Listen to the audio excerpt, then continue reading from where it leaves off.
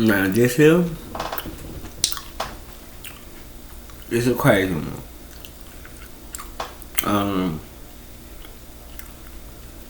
This one crazy, y'all. Hold on, I gotta turn the light on.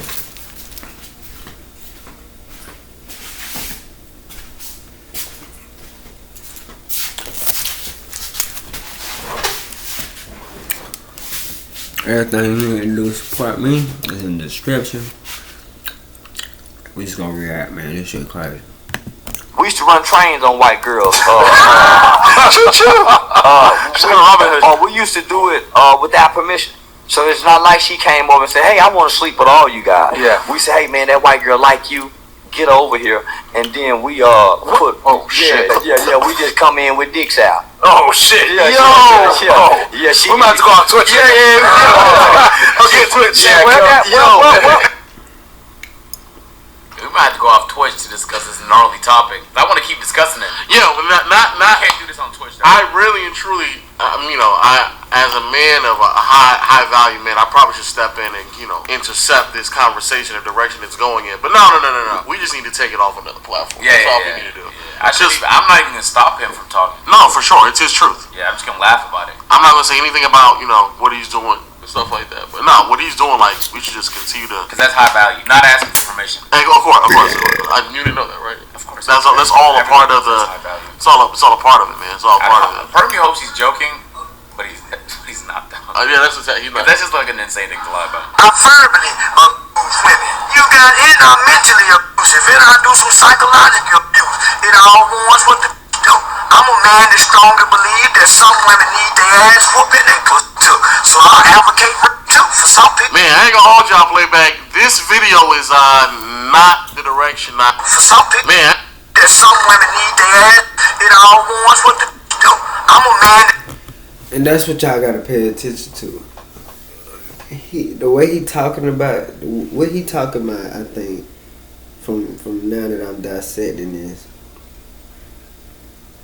he's saying for the women that behave in a certain manner already as it is, which means like, okay, any bitch that hang with a room full of fucking dudes, 5-6 dudes at a time, all of them in there with their shirts off and shit, just masculine as fuck, and then one of them supposed to be your boyfriend, but this nigga in here basically letting everybody look at you how they want to look at you. You in there damn near half naked. Somebody dick done got hard at least once or twice if you in this bitch with certain shit on. You know what I'm saying? So I think he's speaking on that culture, but I mean that culture been around for a very long time, honestly. Girls being promiscuous as fuck, hanging with 5 and 6 dudes at a time, that's fucking disgusting. I don't give a fuck if you do say you they homeboy, all this other shit, bro. No, that's nasty. Like, why the fuck is you around all these fucking boys? That's just, no, fuck that. At some point you can get fucked, because like he said, they basically have it to where a nigga was probably enough fucking the girl already. Then goddamn, next thing you know, another one just come in on some shit. He get the fucking on her too, maybe put a dick in her mouth or something. She probably go just be in the moment, just go take it for what it is. You know what I'm saying? And let that train get ran for that day, for the most part.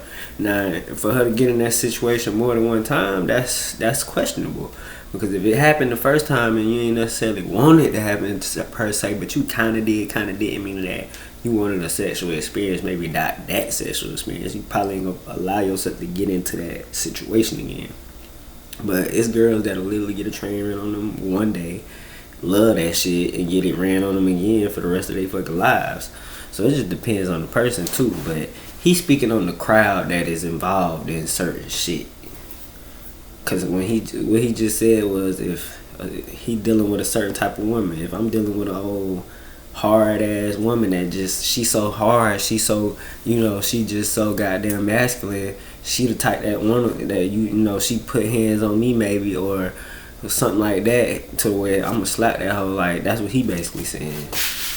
Cause I just did an interview where he was talking about how, like, he ain't even fucking with Fresh Fit now.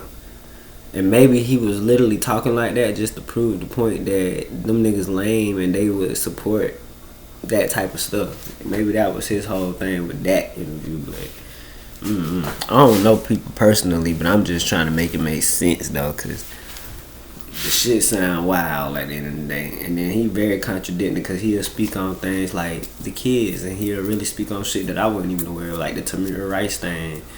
12-year-old boy got killed playing outside with a toy gun. Like, kids can't even be kids, you know what I'm saying? Like, that's the type of shit that when he talking about that, nobody ain't hearing him though. You feel what I'm saying? When he talking about positive shit, ain't nobody talking about that. Ain't nobody speaking on that.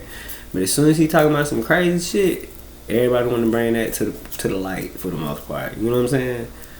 So, I get it. And I strongly believe that some women need their ass whooping and put too. So I'll advocate too for some people. Man, I ain't gonna hold y'all playback. This video is not the direction I thought it was going to go in, and somehow it gets worse. Yeah, We might have to go on Twitch. Okay, Twitch. Hold on, homie. You gotta think about it. We're kids, right? We're kids. Yeah. Because not only It was a different era. Hold on. Yeah, that was culture back then, unfortunately. There was never a time. I just want y'all to know, there was never a time where we were growing up where like that was viewed as acceptable. Never. There was never a time. There's never a time. I'm sorry to tell you, it was just never a time. I don't understand like how we get to this point where like you're laughing with somebody who's talking and who's openly. You know what it feels like? About that. It feels like they're afraid to say anything in opposition to him. But I've been saying it about the red pill, or at least some people in the manosphere for the last year now, where like for whatever reason it's almost. And like no, nigga, that wasn't cool. But instead you're like, oh my god, choo choo. We just don't understand like how anybody could justify anything that this man is saying. And it's so interesting that nobody really even talks about this either. These niggas start telling in school.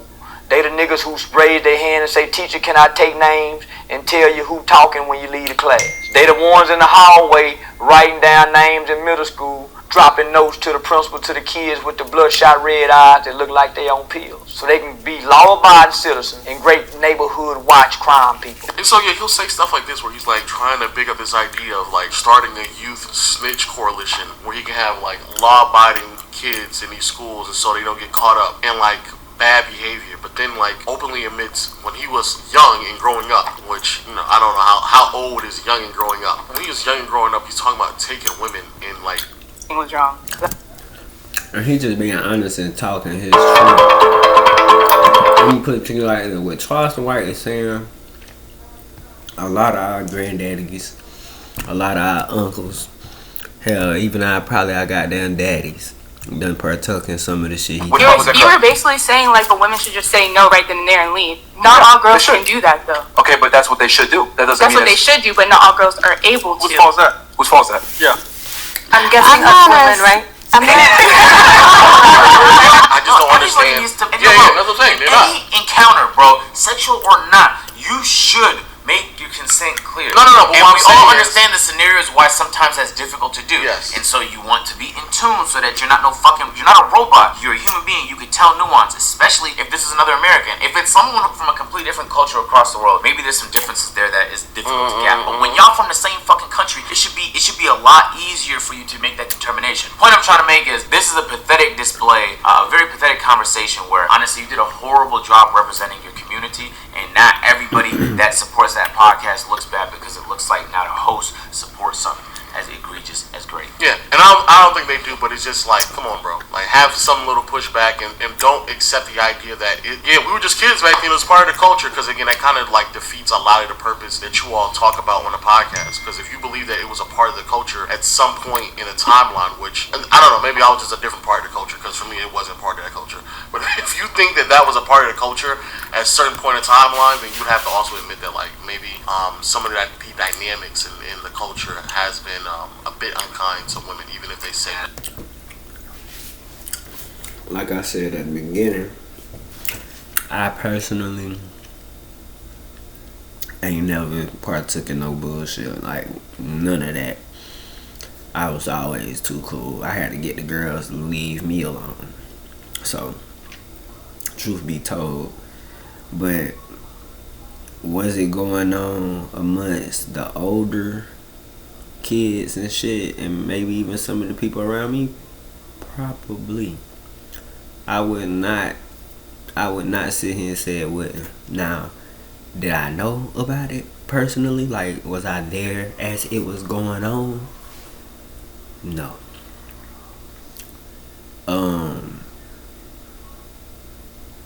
As far as hearing about it, definitely done heard some stories about some certain people in certain situations and things.